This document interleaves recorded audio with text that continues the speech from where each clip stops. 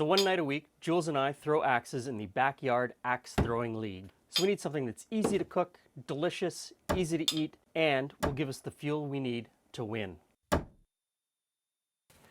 Welcome friends, welcome back to the kitchen. Tonight on Axe Night Suppers, we're going to make kind of a pork and beans. I've got a heavy cast iron brazier here, and I've got some of our homemade bacon chopped up and some fresh pork belly.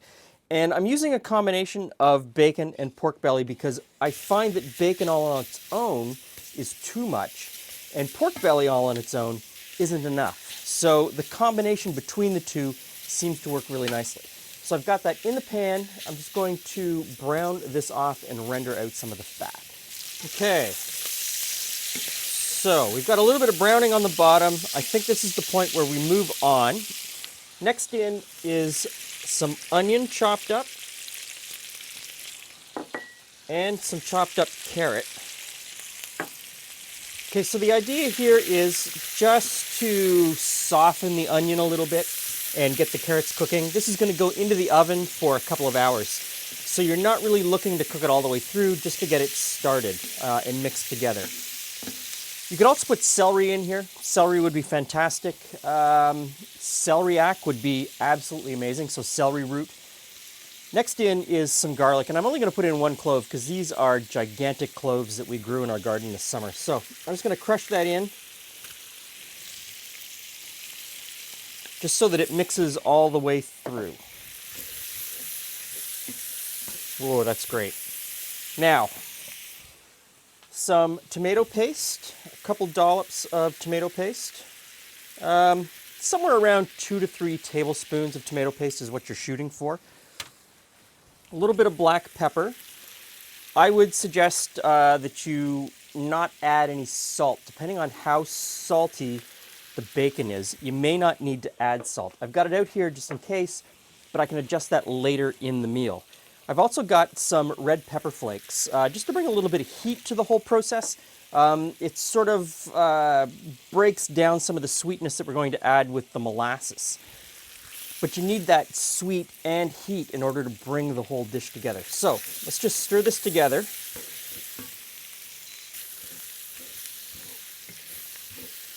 We've got a good brown, some buildup of fond on the bottom of this pan, which is really sort of building the flavor with that tomato paste.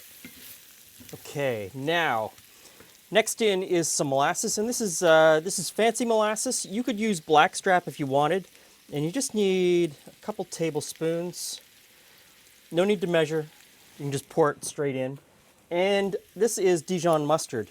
And I find the Dijon mustard sort of brings the whole thing together too. So that's probably about 2 tablespoons that I just scooped in there. Again, you don't really need to measure it. So we'll just stir that together just to start mixing it up. And now I put in the beans, and you could use dried beans if you want. I use canned beans because I like canned beans.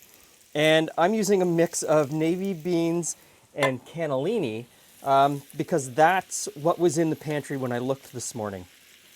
So you could use whatever beans you like, whatever beans you have on hand. You don't have to be too specific with this. So let's mix that together. And we'll get everything coated. Now I'm going to pour in some chicken stock. Now we just need to finish stirring this together to get the flavors all over those beans. Scrape up a little bit of the fond on the bottom, and then just even it out on top so that there's really no high points, so that nothing's sticking out of the liquid too much. And there should be enough liquid in there that it just kind of covers the beans and is at the level of everything else. Last in is a twig of rosemary. I'm going to put that in. Now I'm going to stick this in the oven for anywhere between 1.5 hours and 2 hours. You don't really have to think about it too much while it's in there. Maybe peek at it once or twice, and if you need to add a little bit more liquid, you can pour in a little bit more liquid. Now I've used chicken stock. You could use chicken stock, you could use water, you could use pork stock, you could use beer, you could use wine, you could use a combination of any of those things. Anything that you think you'd like to add flavor into this dish. I find chicken stock works well to start with, and then when it's in the oven, I'll just pour in a little bit of water if it needs it. You don't have to cover it. You want it to evaporate a little bit as it cooks, and it should cook down to a really nice, thick sauce. Ha ha. Oh, look what I found. Oh, The magic cooking fairies have made me some supper. so it's a Those are some big pieces of pork you got in there, my friend. it's a pork and bean, or a bean with bacon, or a It is not that pork and baked bean where bean. you've got the tiny little piece No. that everyone has one. No. It's- So this is so there's bacon and pork belly in here, oh my goodness. and some beans, a mixture of different kinds of beans. Oh yay! I like that about it. I like having different beans. They have different textures. They Different have different textures, flavors. yeah. I find it very joyful. I don't know, is that a spoon or a fork? I'm good with the spoon. Although the pork belly might need a Yeah. fork. That's one thing too. I just went into the pantry and got the beans out that we had. Well, and we've which ended always up got with- all sorts of beans, Yeah. right? I mean, I don't know about your house. We've got all sorts of different beans. So, but you're right. The different beans have different textures, and they add something different. Those carrots. Yeah. It's carrot and onion. I mean, it's very simple. There's not much going on in this dish. It gets into the oven really quickly. But with the The rosemary. rosemary on it, it has a really lovely stewy flavor to it. Yes. That you don't often get with pork and beans. It's a fresh flavor. I find a lot of times pork and beans can be very stodgy, or you know what I mean, like too sickly sweet or too salty, and the rosemary sort of brings that out, or takes that away, masks it almost.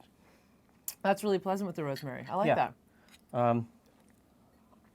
I'm in. There you go. And the pork belly gives you that pork without being too salty. Well, I haven't had the pork belly yet, but Because I've seen it. you know, with just bacon, it would be too much, I think. Well, just giant pieces of like like a pound of bacon kind of thing. Yeah. Well, the pork belly's cooked really nicely. Yeah, that's really good. The pork belly is just amazing in that. Yeah. Okay. So, not your standard pork and beans, not your standard baked beans, but a really nice alternative. I think you'll enjoy it. Yeah, I think this is a real winner. And you can play with the flavors a little bit, add different As things. always. Yeah, always just make it your own. Change it to make it what you want it to be. Thanks for stopping by. See you again soon.